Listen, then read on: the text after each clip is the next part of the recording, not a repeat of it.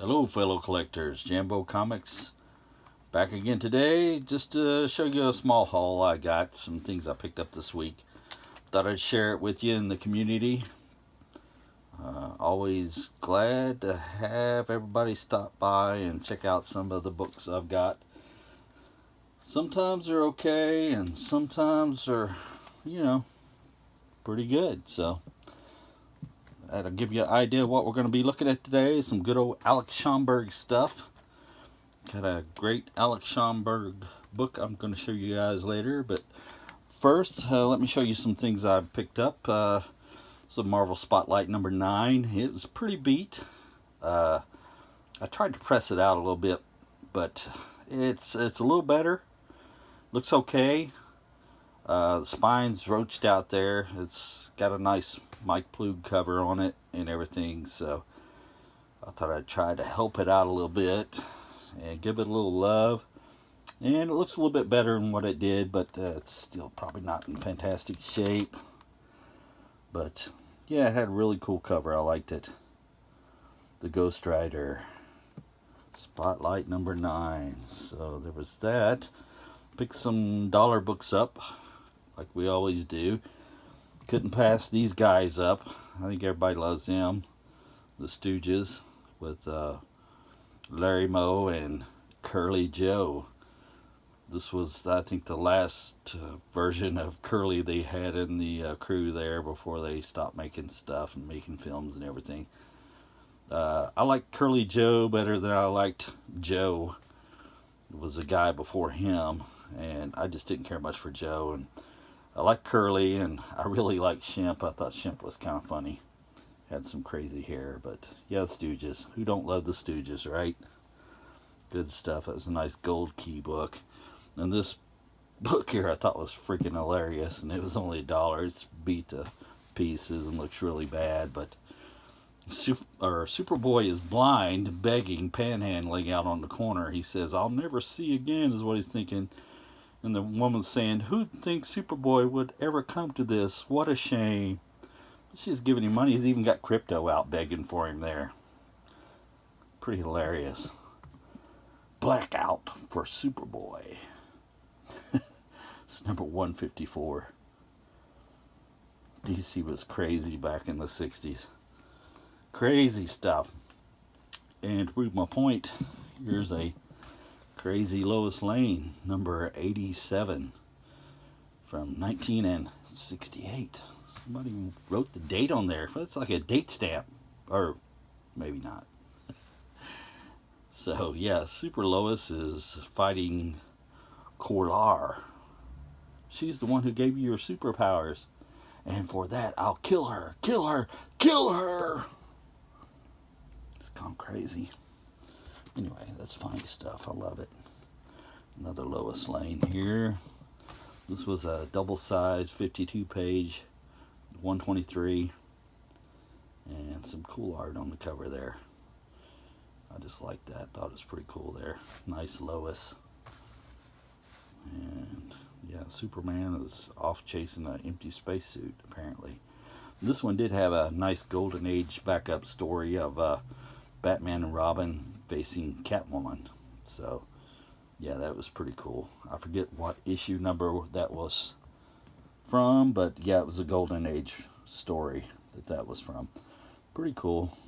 I like these Lois Lanes. Are pretty fun to read. Always enjoy them. Picked up a few Red Sonja, and I'll grab those just about any time I see them because I love Frank Thorne's art, and he did Red Sonja like nobody else. And this is Marvel feature number 6, and just great. I mean, check out the cover there. Frank Thorne. Gotta love that. Add that to the collection. And the Sonja. Getting closer to having that done. Almost finished with it. And this haul kind of helped me out a lot. This was number 6 of Red Sonja in her own title. That was kind of a good story. I read that one. That's another Frank Thorne cover. Pretty cool. Enjoyed that. Number 6. Got the chainmail bikini, rocking it. Gotta love that stuff, man. And this one had a nice Frank Bruner cover. Our old pal, Frank Bruner. This is Sonya, Red Sonya number 14 of her own title. I'm sorry. Yeah. He did a pretty good job there. I like that one. It was in pretty good shape. So we'll mark that one off the list also. Another good one to have. And I got another one of these. I guess I'm going to try to pick these up again, get the rest of these. Excalibur number 42. Beautiful Alan Davis, Mark Farmer cover there. Looks like they're afraid of Tweety Bird.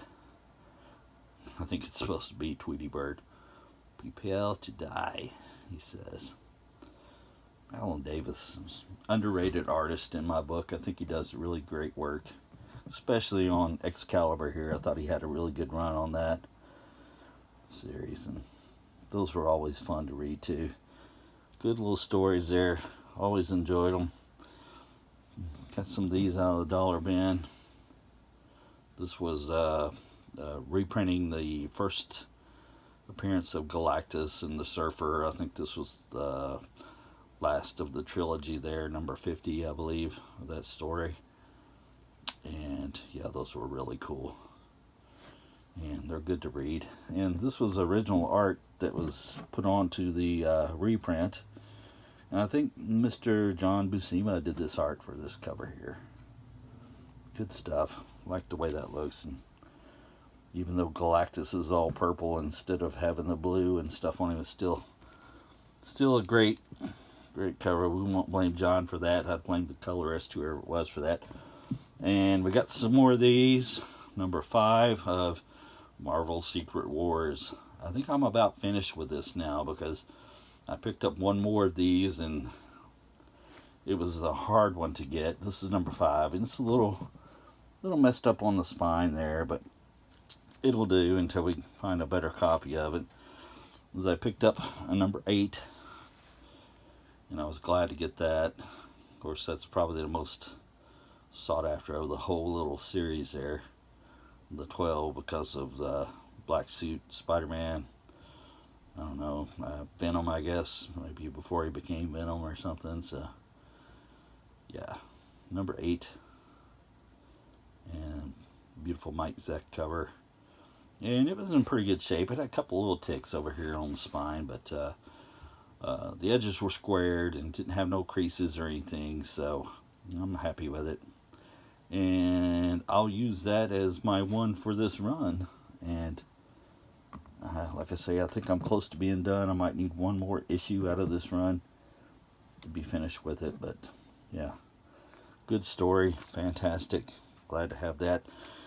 And our special book, this was Alex Schomburg, and well, I'll show it to you. I'll let you look at it. This is the king size annual number 1 of the Invaders, and it was Mr. Alex Schomburg's, I think, last work he did for Marvel.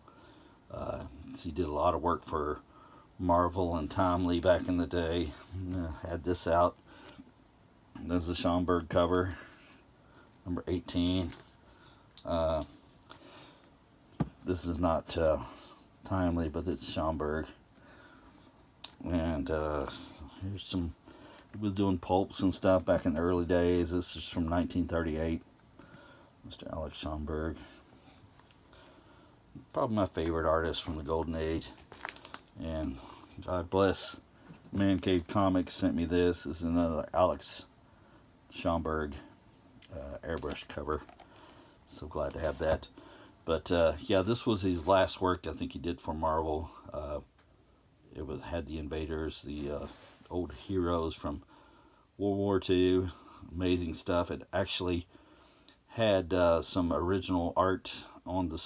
There was a Human Torch story inside, and Roy Thomas was the writer for this, and he persuaded Mr. Schomburg to come back to Marvel and do this cover and do some interior art. Like I said, he did the Human Torch story inside of it there, and I was so glad to see that. It was really cool. I would pop this open, but Yeah, we just got it all taped up and everything. But yeah, this is great, fantastic. Alex Schomburg, my favorite.